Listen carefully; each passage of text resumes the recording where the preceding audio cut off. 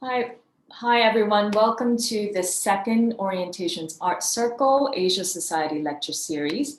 This afternoon, we're going to be speaking on preserving Nyarma, a Buddhist monastery complex in Ladakh.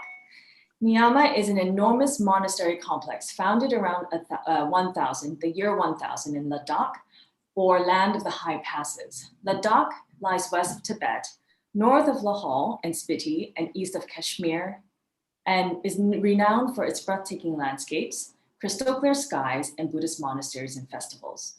Nyarma is an important site as it marks the beginnings of Tibetan Buddhism in the region. Unfortunately, its architectural splendor and mural paintings lies almost in ruins today. We speak to two Orientations contributors, Gerald, Kozicz, and Pimpim de Azevedo, on the draw of Ladakh, the importance of Nyarma and conservation efforts to preserve the complex. Gerald Kozicz is an architectural historian with more than 20 years of experience in Western Himalayan studies. Since 2005, he has led 5 research projects funded by the Austrian Science Fund. He is currently based in Graz University of Technology with a project on the cultural heritage of Chamba. Pimpim is an artist, researcher, and conservator of Tibetan architecture who received her master's degree in heritage sciences from the University College of London. She's a co-founder and a director of Tibet Heritage Fund, which has conservation projects in Lhasa, Amdo, Kham, Mongolia, and Sikkim and Ladakh in India. I will put on the PowerPoint presentation and we shall start with questions for the speakers. Thank you.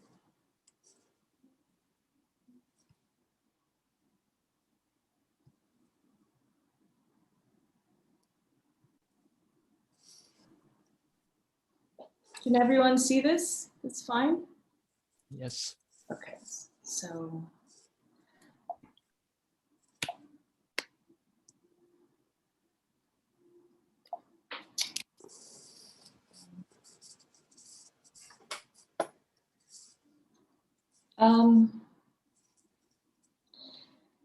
Pimpim, can you describe the region of Ladakh and the people? How many times have you each visited and what is it like traveling there?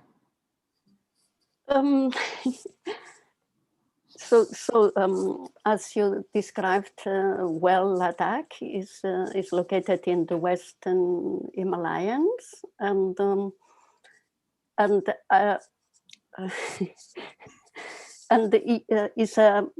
it was an independent kingdom until the 19th century, when the Dogra invasion took over, and later it became a part of Jammu and Kashmir state, and most recently in 2019, it became a union territory. The Ladakh is a very interesting place where you can see very amazing landscape and geologic formations. You can see, if you are a geologist, Ladakh is a paradise for all of this. The climate conditions are very harsh, and also there is not so much that people can live on, so the conditions are very, very hard. So every village is kind of subsistent, and the people, they are very resilient. So we can, maybe you can, maybe before we go ahead, I want to show, can you go back? This is Leh, the capital of Ladakh. The palace in the background is the Leh Palace, built in the 17th century, and is like the seat of the Namgyal dynasty. We mainly spend our time here. We live here, and so we during the whole year we live what the local people are living, and the conditions are not easy, especially during the winter. So we can see how resilient the Ladakh people are. Can we pass on? So the Ladakh is have these wonderful landscapes. This is from Kardon Pass at 5,000 meters high. And so you have this snow until very late in the year. So Ladakh from Manali and Srinagar is 6 months average in a year close from the rest of the India. So it's kind of a remote place. So it even make it more difficult for the people to get food during the winter. Can you pass? Move on the slide. So they have these pockets along the Indo River or any source of water where the village are located and where the farming takes place, most of it. So in these small spots of land, they trying to grow the vegetables and the food for the whole year. And also you can see, if you look to the mountains, you can see the uplifts of the formations of the Himalayas. I think this is a very interesting thing for anyone, even if you're not interested on geology, because these are the youngest mountains in the world with 65 to 70,000 million years only. Thank you. Can you pass? So there is different landscapes in Ladakh, and there is a diversity of landscape. You have a very high locations like Shantan, or like here, the Golden Mountains. In this place. Can you pass? And also you can have, kind of like magic. Everyone looks at this kind of rainbows and other happenings like magic, like something magic happens. So you can see all these kind of beautiful, something that it touch your heart. You can pass it. And the people are extremely friendly, very kind, fun and resilient, because to live in these conditions, you need to be strong and resourceful. And so this is some of the things that I most love in Ladakh, how people can make difficulties into, something positive and move on. I think this is something we can learn from Ladakhi people, to live in difficult moments. You can. But Ladakh is not just all these beautiful landscapes and beautiful people. It's also, damage and decay and poverty. And Ladakh, it was until the 70s, it was living from trading with Tibet and China and Xinjiang and Pakistan and India. But in the 60s and 70s, the borders closed with these countries. So the trading stopped. And in the 70s, they opened to the tourism as a way to how you say that, as a way to find another resource, economic resource. And so they start to move out of the old buildings into new infrastructures where they could have tourist facilities. And the old city of Leh decay, but also in the village and the other place. So this is something that it came with the change of times. Also, in terms of conservation, not just the buildings suffer from tourism, but the conservation, it didn't suffer from tourism, or maybe yes, but the approach from people, I mean, from local people to conservation of wall paintings have caused damage of lots of historic paintings and buildings because of lacking of skills and knowledge and sometimes financial. So this photo is from Kasia, 15th century temple in Zanskar. So you can see the paintings have been repainted, yeah, and by the monks and the local community, yeah. So Pimpim, just a few questions. What is the population of Ladakh? It was about 135,000 people.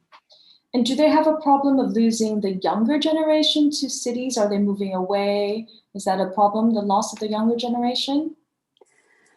Oh, it's a very interesting thing. Actually, I never saw this in any other part of the world, but the young generation returns to Ladakh because even if they go to study in India for many years, you know, in the other parts of India, like Delhi or other Chandigarh or other places, they always, after completely their studies, they return and they follow pretty much still the tradition of listen to their parents.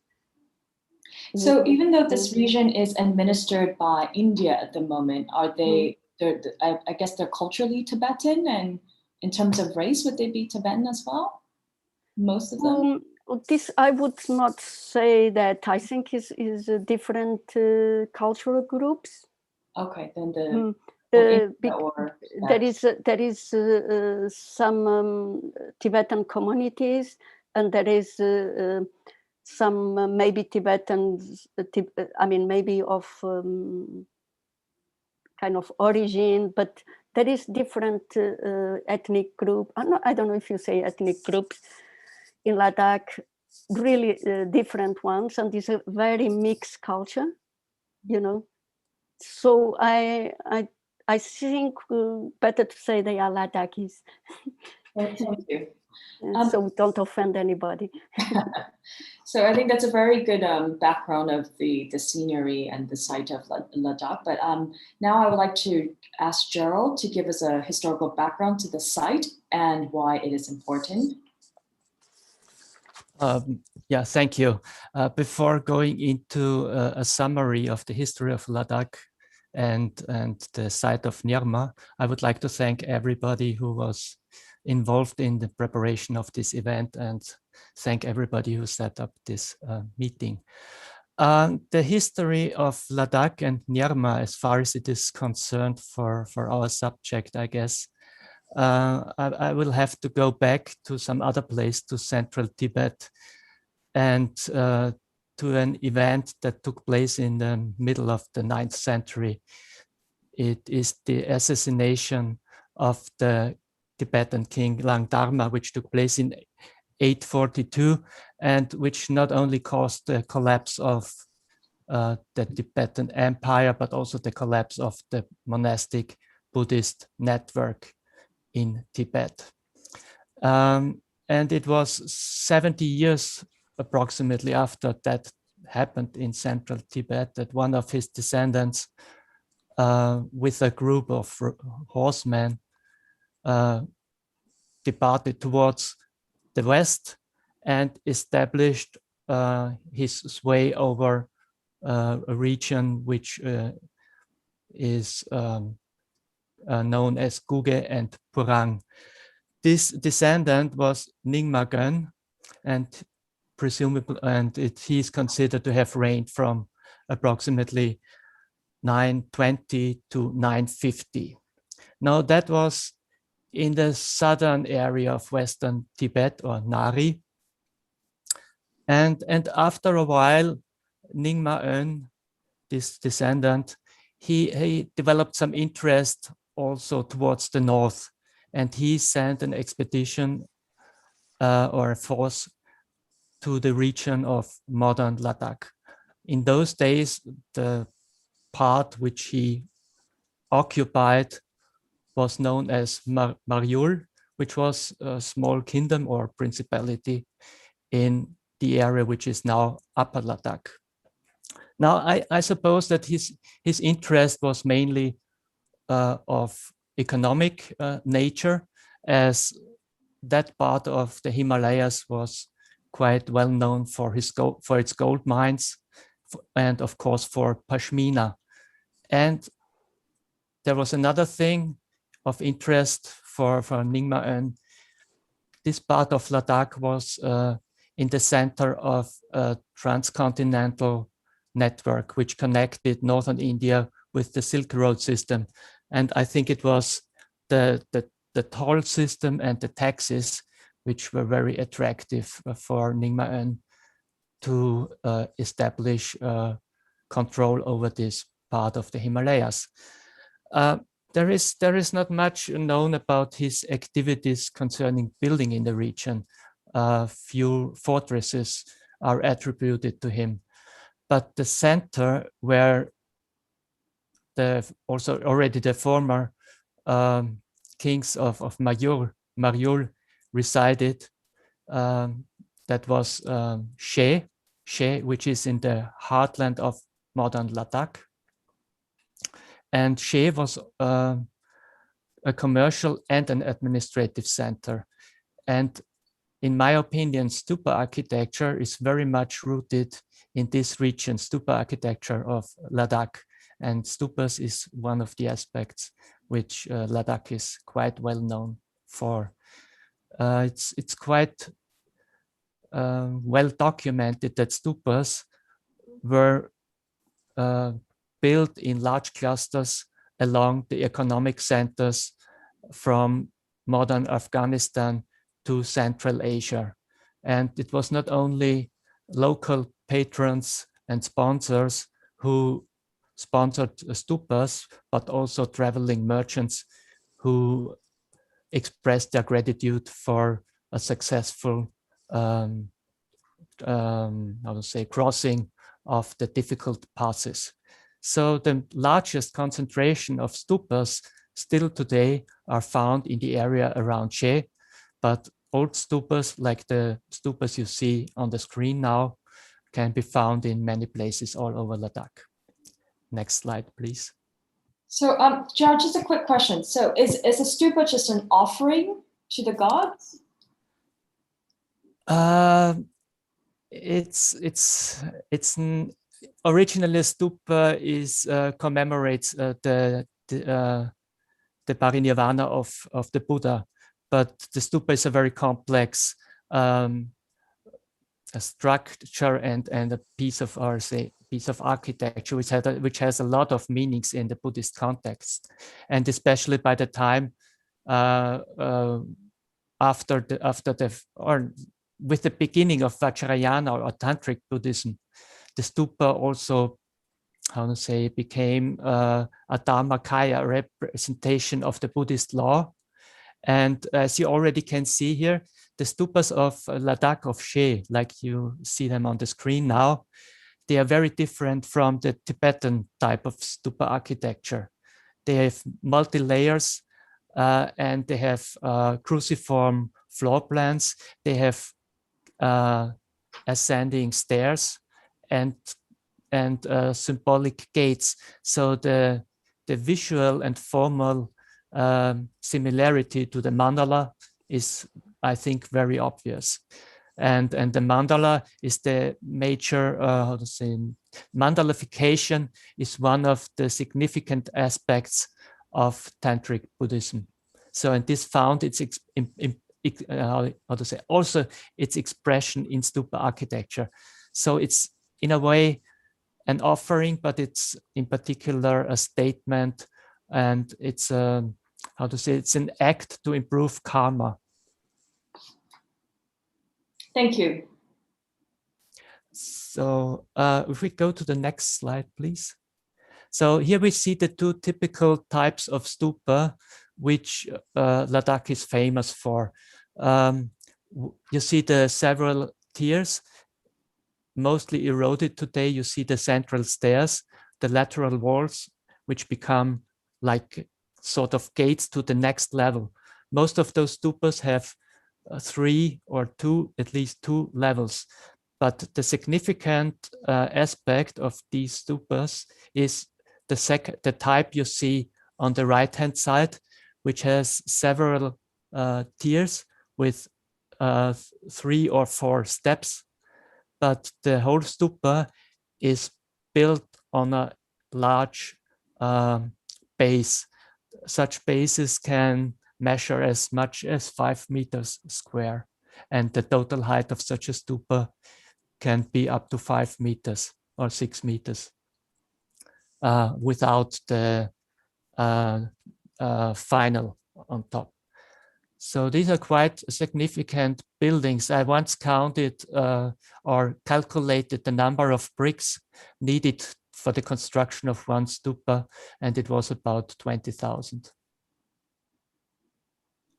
Next, please. So this is the view from a small hermitage above Nyarma Monastery. The monastic compound of Nyarma is to the far left. Then you see a long hill which runs parallel to the agricultural green area. The green area is actually the Indus Valley, or the irrigated part of the valley along the Indus. On the ridge, right in next to the monastic compound, you see this dark spot, which is the former fortress which was erected to protect the monastic compound. And then you see Greater Nyarma. Greater Nyarma is the part of Nyarma which is outside of the actual compound. It's a huge field of stupas and at least 4 temple ruins that stretch from the compound as far as Kozicz Monastery. Kozicz Monastery is the building cluster on the hill on the far right side. In the far background is She, and the small irrigated green, it's not actually green on this image, in the far background on the other side of the Indus is Stock. It's another early area of building activity in the 10th century. So the history of Nyarma did not start with Nimmagen. It started with a famous translator and religious personality, Rinchen Tsangpo. He is the mastermind behind the reconstruction of the monastic system and institutional Buddhism in Western Tibet, and he did it under the guidance or with the sponsoring of the grandson of Nyingma, another king of Western Tibet, who became mostly known by his religious name Yeshe Ö. Yeshe Ö and Rinchen Tsangpo established a large network, and of course the mother monastery, as Roberto Vitali termed it, was in Toling in the main temple of Guge, but the second largest foundation, the second largest temple of all, was the main temple of Nyarma. Now Nyarma lies in complete ruins today.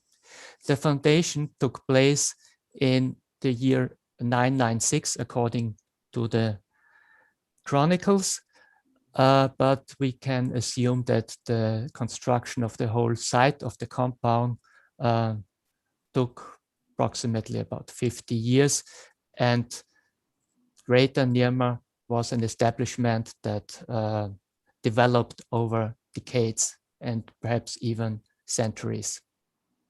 Next, please. Next, yes. The 3 stupas we are going to focus today, on which we were going to focus today, are within the area, quite in the center of Greater Nirma, of the northern part of it. You see at the far right end, you see Kozicz Monastery, and in this field between Kozicz and the compound of Nirma, quite a number of old stupas and rows of 108 stupas can still be found. Next, please. So these are the 3 stupas. In this specific case, we have 3 stupas which share one base. All the 3 stupas have openings which allow access to very small chambers from the southwest. So they are standing behind each other and not beside each other if you're going by orientation of the entrances. Thank you, Gerald. Before we talk further about the architecture and the murals within the stupas, I would like Pimpim to talk a bit about Tibet Heritage Fund's past projects, and also in particular why you would be interested in Nyarma, and talk a little bit about the conservation efforts here. Pimpim? Yes, I'm here. So Tibet Heritage Fund was founded in Lhasa in 1996, and to preserve the old city of Lhasa. And for many years, our efforts were mainly in Tibet and Tibetan regions. Later, we expand to other regions, to Kham and Amdo, that means Sichuan and Xinhai, and later to Beijing and the Republic of Mongolia and Sikkim and Ladakh in India. Recently, our conservation projects are mainly located in India, in Ladakh and Sikkim, but mainly in Ladakh at the moment. And in Ladakh,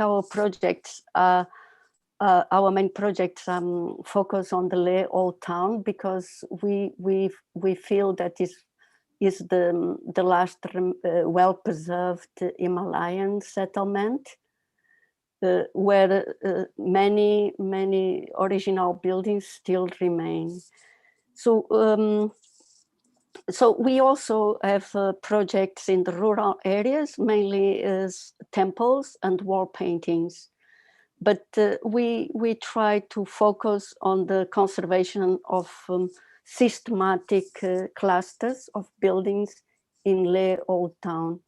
And this restoration not only includes the vernacular buildings, but also the temples, small temples that located in the old town, and their wall paintings. And in Leh, besides our work, can you pass the slide, please?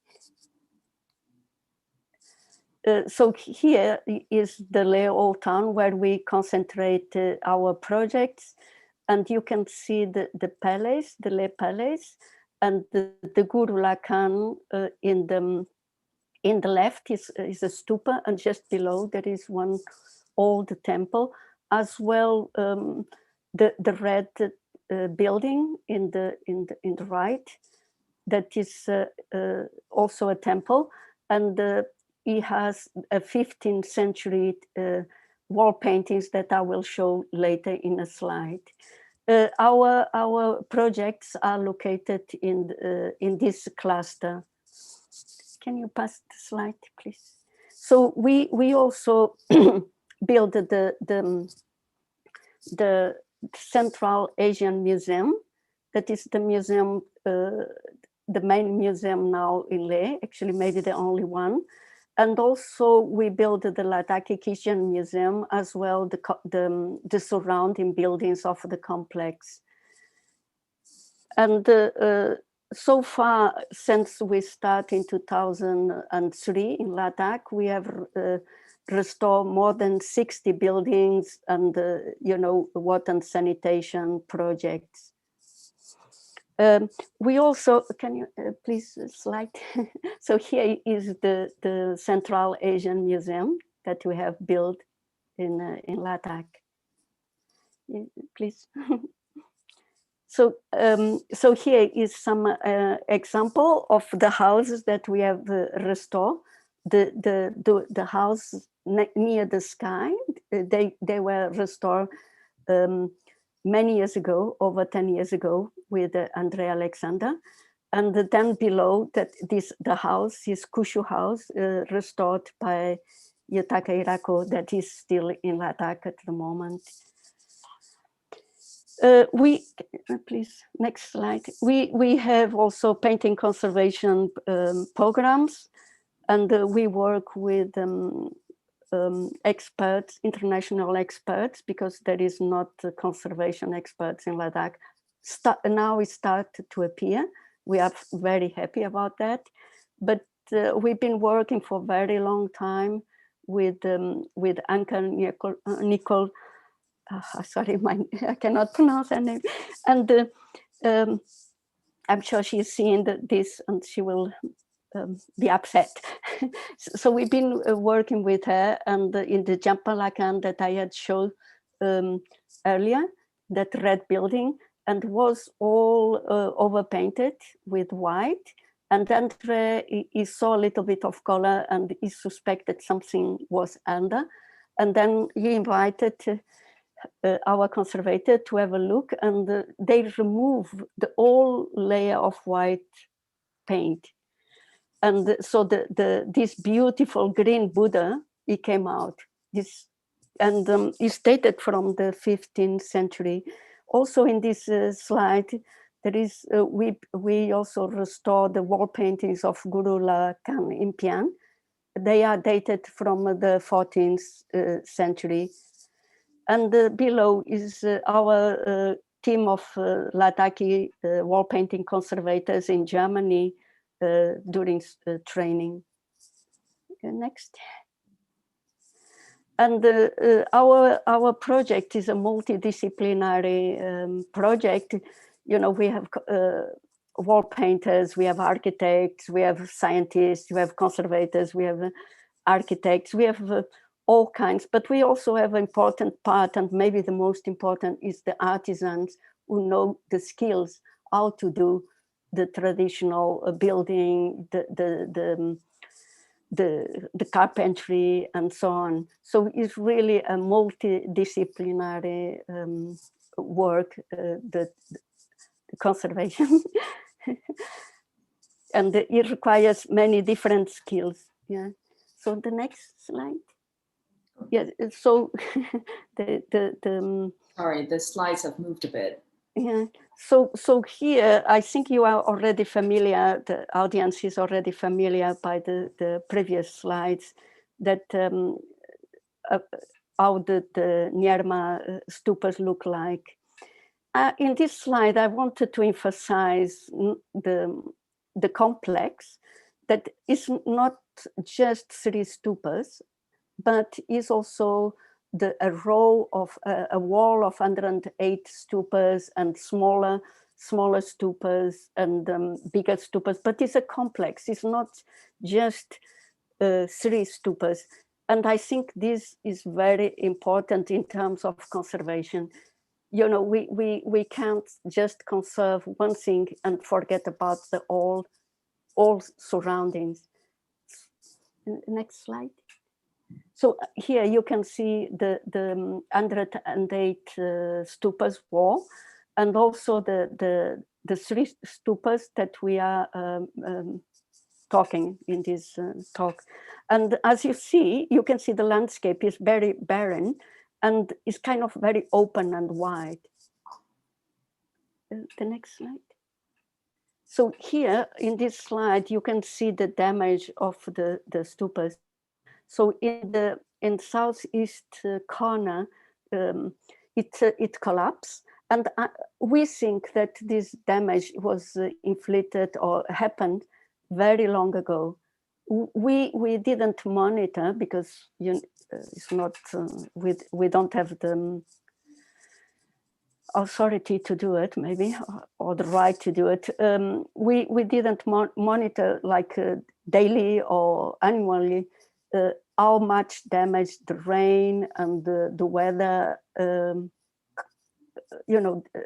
destroy or cause more damage to the stupa. But to me, it seems that it's been quite stable, but it can be the fall of these wonderful stupas if a strong rain or some other thing happen.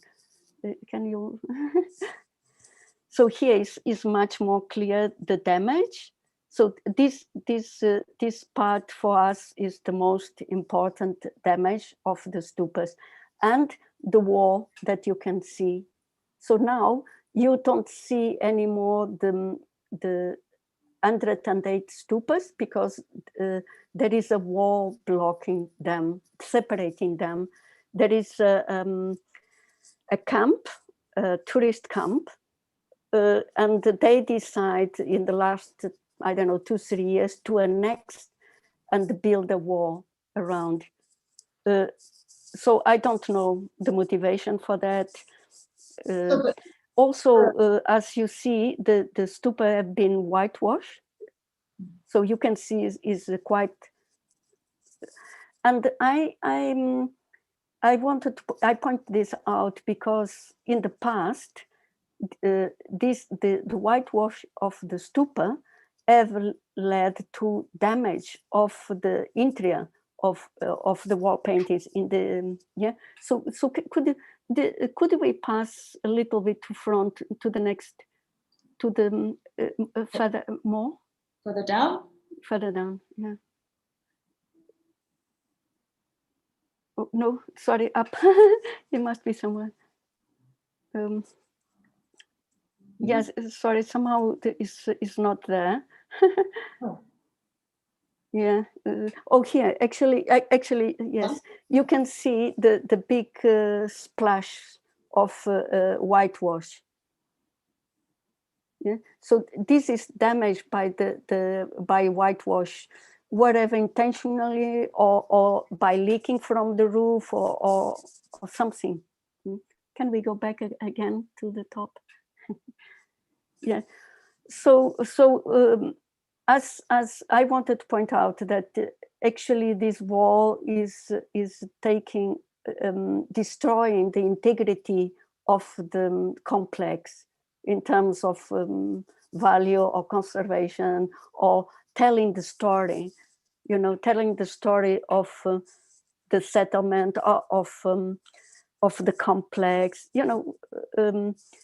I think, and this is something that is being debated in conservation circles, is like how the sites related to each other and how important it is to have communication between the different historic buildings and sites. And I think this separating with this wall the different stupas it really destroys the integrity of the site. Can we go on?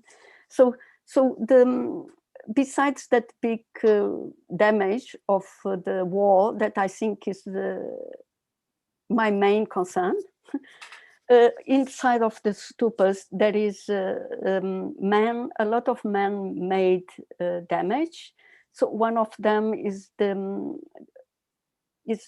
face of the Buddhas and deities. They have been targeted to be destroyed or damaged. So you can see it's mainly the face of the figures that have been damaged.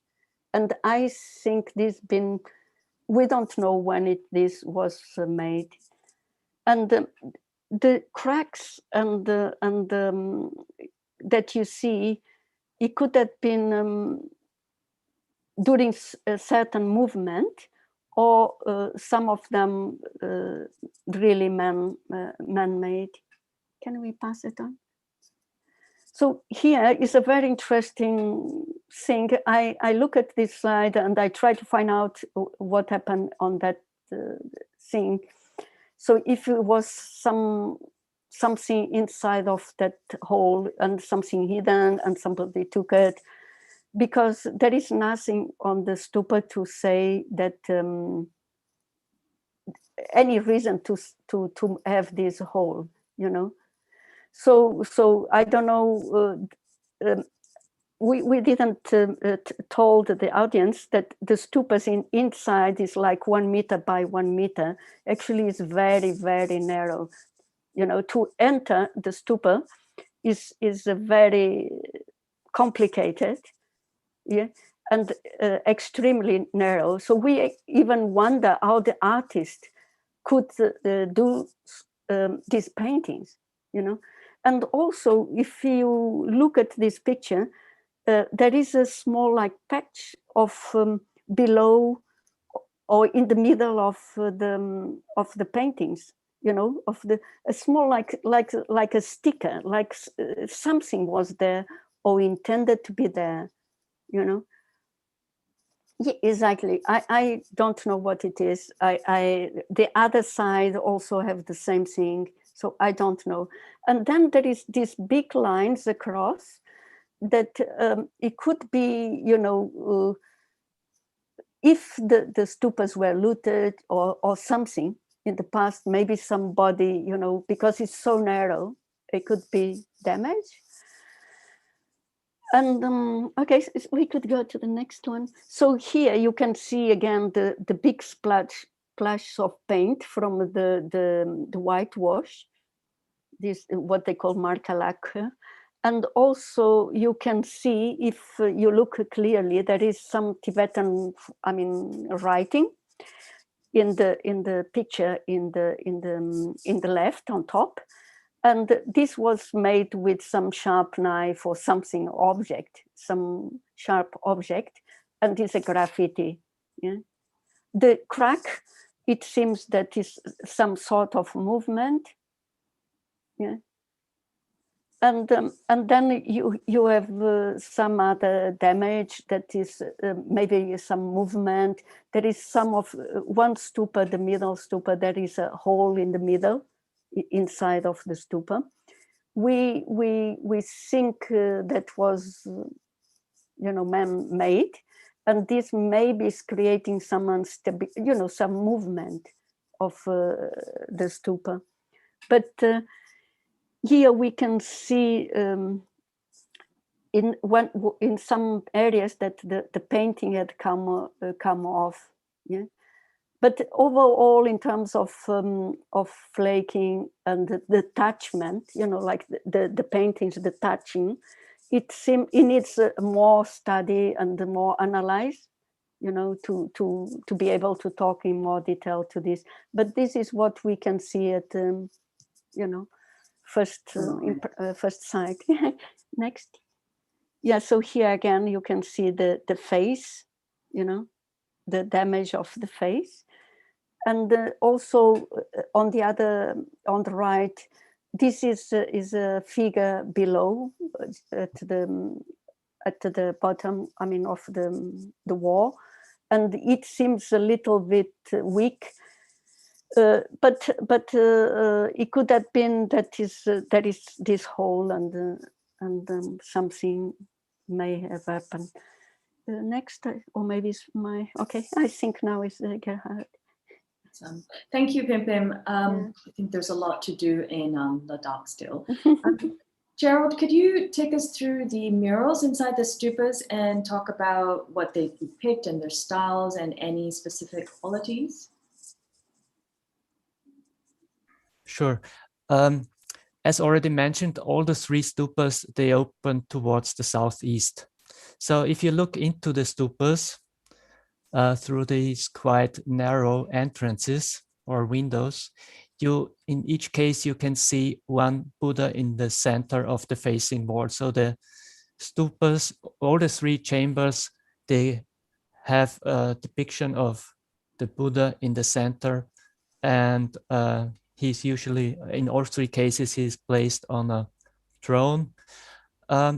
One thing that should be recalled is that when Rinchen Tsangpo and Yeshe Ö had to embellish their foundations and the temples and the new stupas, they commissioned workshops from Kashmir to carry out those works. And the tradition of the Kashmiri workshops became the prevalent art style of the Western Himalayas from the late 10th century onwards for a couple of centuries. Now you can see on the, what you can see first of all, of course, the bad state of preservation of the murals. The Buddhas in the center, very significantly, you can see the circular mandala, in which they are placed. By contrast, the nimbus, the halo around the head, is not circular. This is just a minor detail, but what you see on the left side is the second stupa. What you see on the right side is the first stupa. You can also see on the right, on the right image, the ceiling. The ceiling is not painted. It's a hollow construction towards the top. The roof is made by cobbled roof construction with sun-dried mud bricks. The program, and this is significant for the further discussion, is clearly horizontal. So you enter the chamber and the main subject is right in front of you.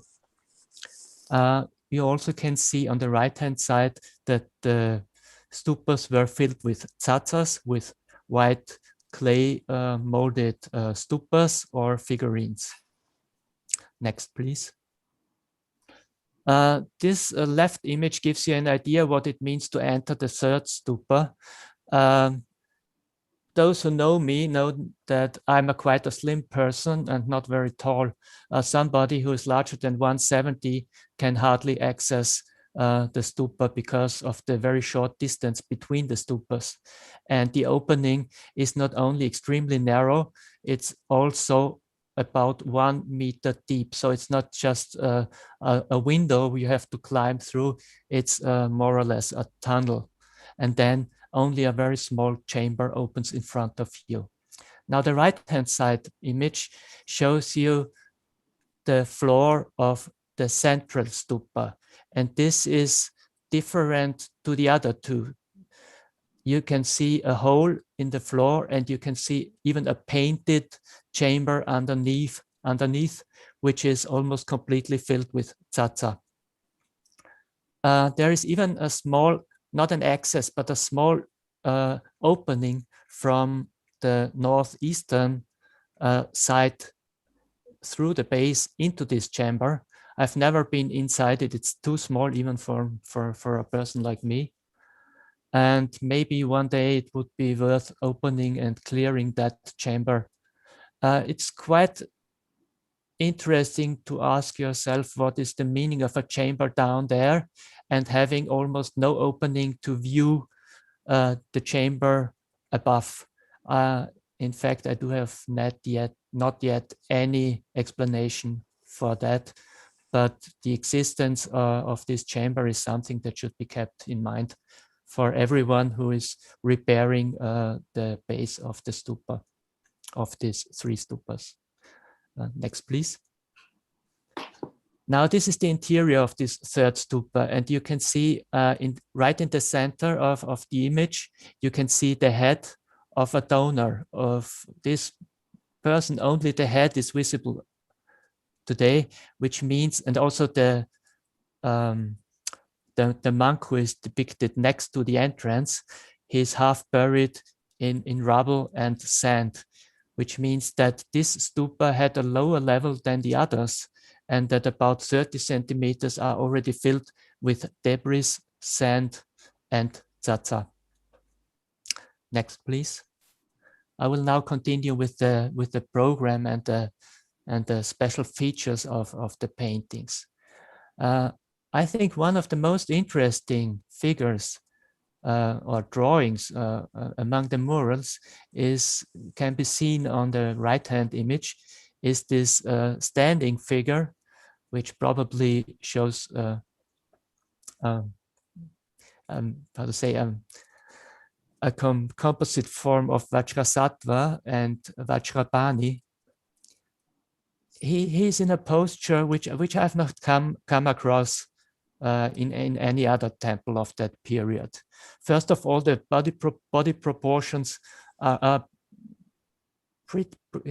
pretty strange. The legs are too short, and what is also striking is that the posture itself, I'm not familiar with it.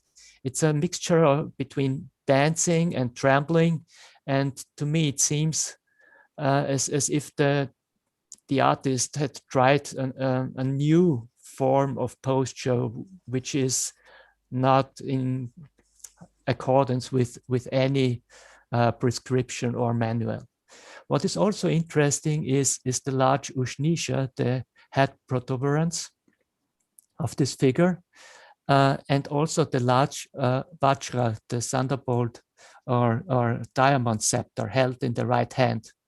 And the Bodhisattva is like threatening a possible intruder with this Vajra, like aiming at him or her with this Vajra, like with a dart.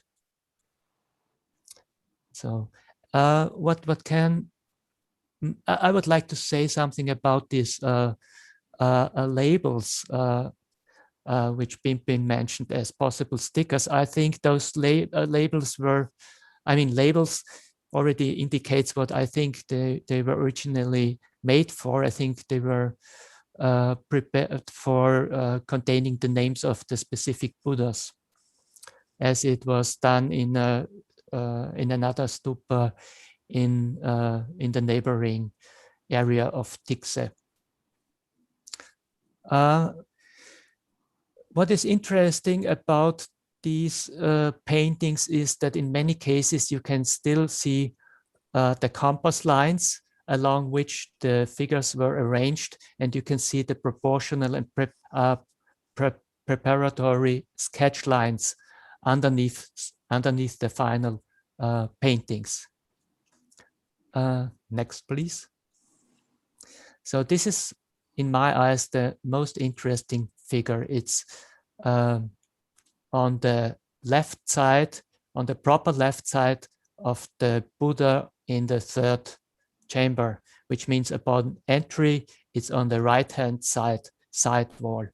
This is again a white figure like the Bodhisattva we saw before.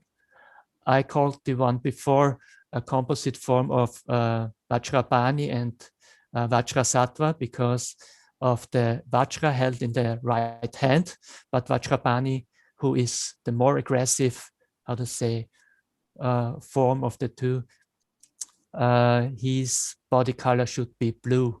Now this one is quite, I'm quite certain that this is Vajrasattva, because in the right hand side, on the left image, you can clearly see this very delicate small Vajra, which is one of his attributes.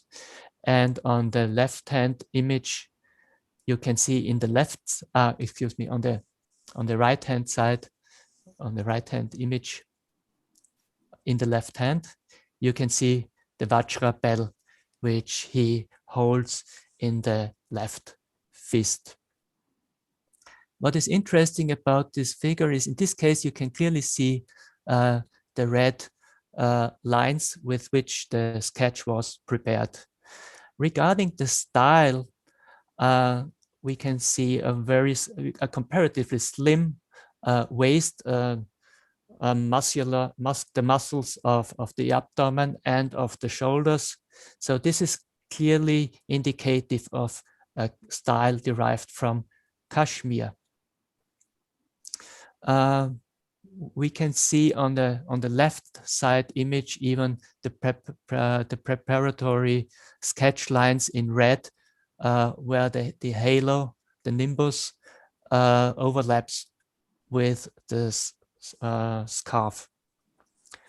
In this case, in comparison to the Buddhas inside the first and the second chamber, the nimbus, which can be clearly seen in the right-hand image, is clearly pointed. So we have this pointed nimbus in this case, which contrasts with the nimbus style of the first two stupas. To sum up the stylistic characteristics and features of these stupas, the style as such is very sketchy in many places, like as if it was a sort of training ground for young artists. On the other hand, such details like the Vajra, they are very carefully done.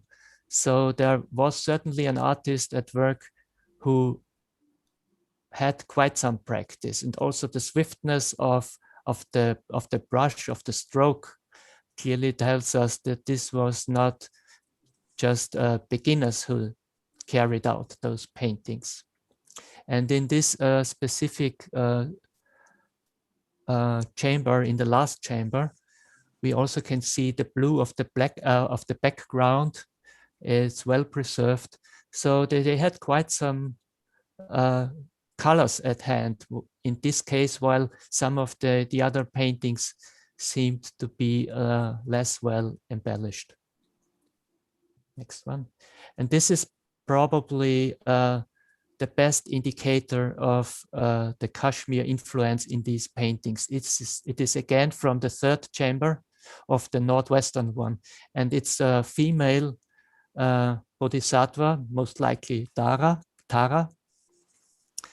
just to the proper right of the main Buddha on the side wall.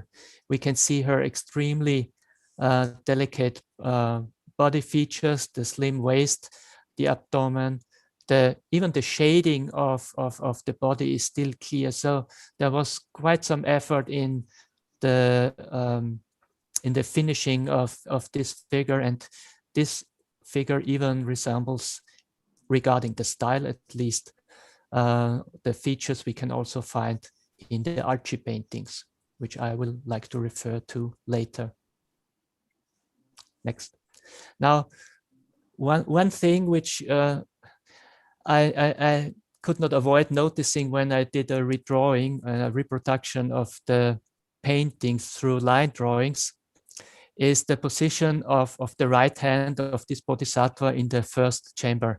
If you look at it carefully, and if you, if you try yourself to hold your hand like this with the right hand, you will find out that this is not possible. If you have the index finger and the thumb shown to the audience, the hand will point towards the outside and not towards the inside. So this is a mistake which would probably not happen to an experienced painter, but rather points to someone who is, practicing and not to exactly a master painter. So I think next one, please. Thank you, Gerald. I've just been told that we have 15 more minutes, so I know there's a lot more to talk about, but I have one more question each to both you and Pimpim. Gerald, my question to you would be, can you talk to us about how important it is to look at the stupas in whole, its architecture with the paintings? I know this is one of the key areas that you look at in your studies. So could you let us know why it's important to do so? Yes, because I think, as I said, the stupas should be considered as representations of the Dharma. And the Dharma is the Buddhist teaching, and it's the essence. And the importance of the stupas is that if you go inside a stupa, could we move on to one more, or? This one? Yeah, this is the Archie stupas. This might give the audience a better idea of what I'm aiming at.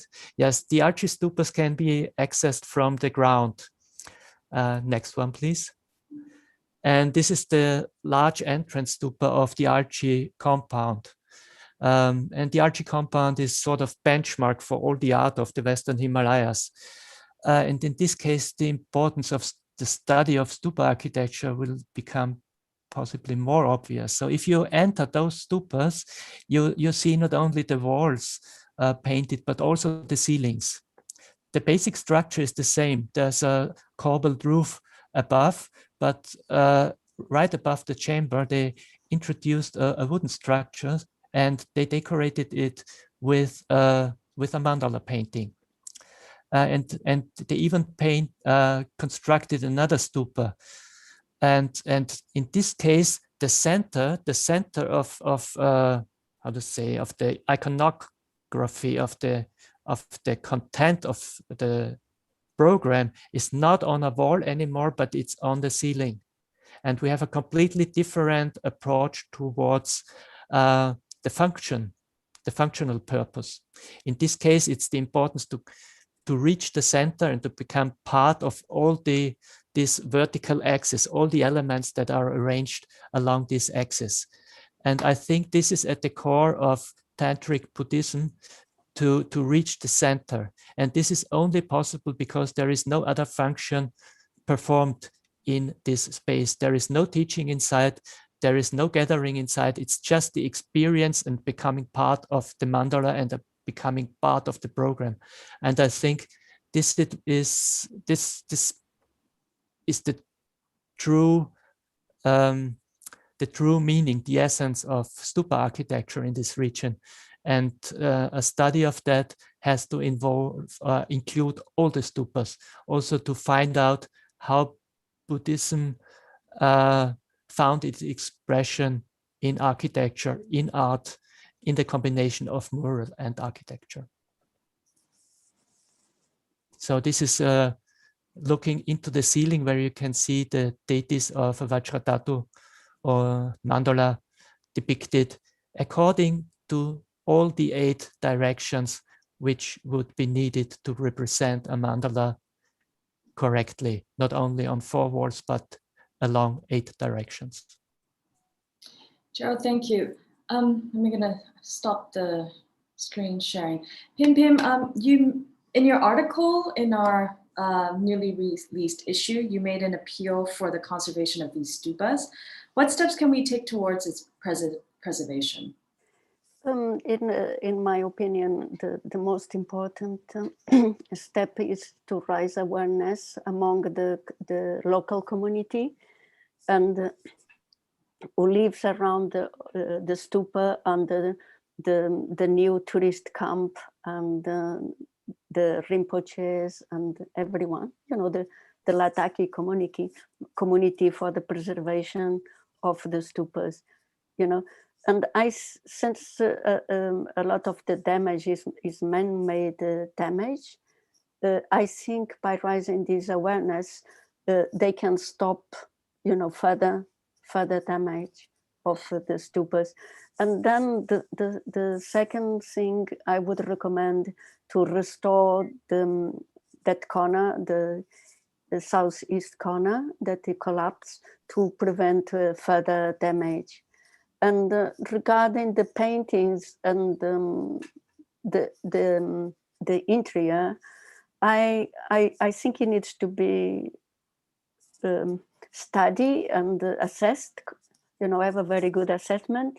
But in my opinion, if you can keep the main structure safe, you know, if they manage to survive for 900 years or 800 years, you know, with a little bit of care, they can survive more. So in my opinion, I would raise awareness for among the community for stopping, you know, vandalism and, you know, man-made damage and stabilize, and, you know, kind of like stabilize, because you cannot freeze it on time. You know, like they do in Japan, like in the Golden Temple, where they put the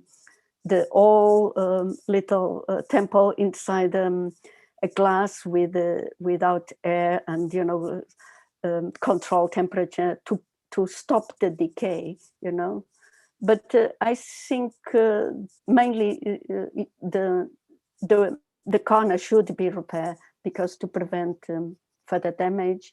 As well, the whitewash should be made in taking consideration that it may splash the walls and add more damage, yeah, and prevent maybe children's and adults, I mean, prevent children's, because adults, I think maybe they are more careful from playing inside.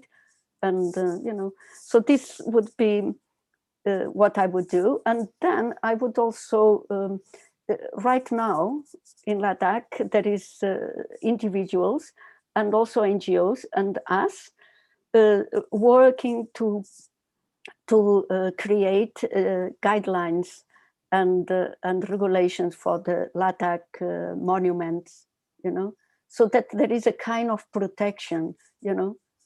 So this, I think, would be the strategy, I mean, the way to go for the preservation of the stupas. So are any of the monuments in Ladakh now under the governance of any authority? So there is the Archaeological Survey of India. They take care of the main monuments, for example, like Les Palais.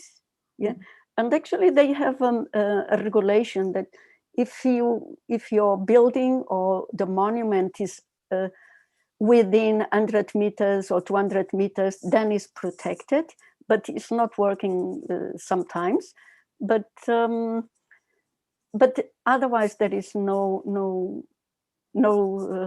protection. So there is a lot of individuals and scholars and NGOs really working hard to have these regulations, because or guidelines. It's not even so important the regulations, but guidelines how to preserve, you know.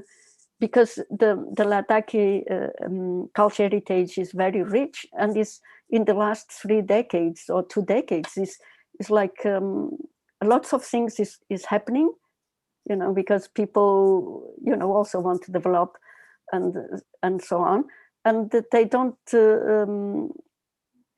and they see the value, but you know, it's kind of like, you know, what you do is sometimes you are caught between, you know, getting a bit more income to, you know, to help your family and your heritage, you know, so kind of, so I think it's very important to create regulations.